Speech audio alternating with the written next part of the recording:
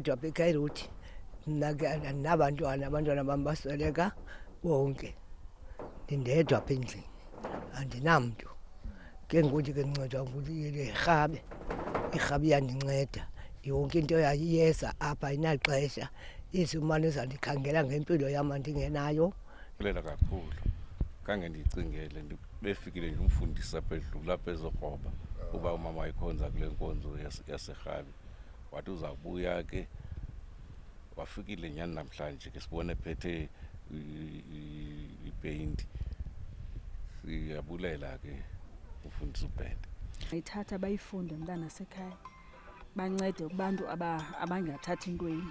Mancile kakhulu ngoba izopenta esimabhokela lo mbono yithi informed into yoba icawa esencinane icawe enabantu abakhulu, and therefore for uba icawe izokwazi uba ibe exposed ebantwini ebantwini, then we felt into yoba ngakumbi ke laxesha le-COVID sa-inspire ke sesa scripture sika Ezekile 37 saba phezu kwami isandla sikaThixo sandifikela ndingumoya sandisentilini yamathambo. Sathatha isigqibo xa icawe zivaliwe okokuba amasifuthi pasele abantwini, and then yayikhula lambona wayawukhula wazoma ke yona kwezi projects zoba kupheyinto izindlu yonke loo nto leyo sikhangela abantu abadestitute, abantu abangathathi intweni. Ndikhulekile ngaphakathi, ndiyabulela uba uBhente ezondisulela apha ngaphandle endlini.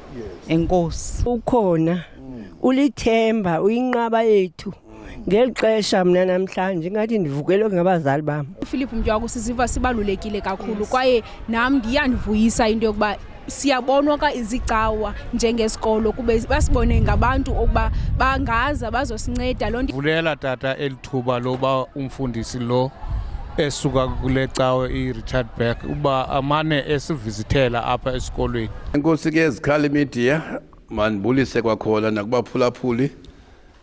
Silapha ngoku eDT Mtyaku outstation ithiwe ke ngoDT owayengunobhala wokuqala welibandla since formation, wayenguprincipal also wePhilip Mtyaku le besesiqale kuyo. Ine history enkulu ke le outstation ngoba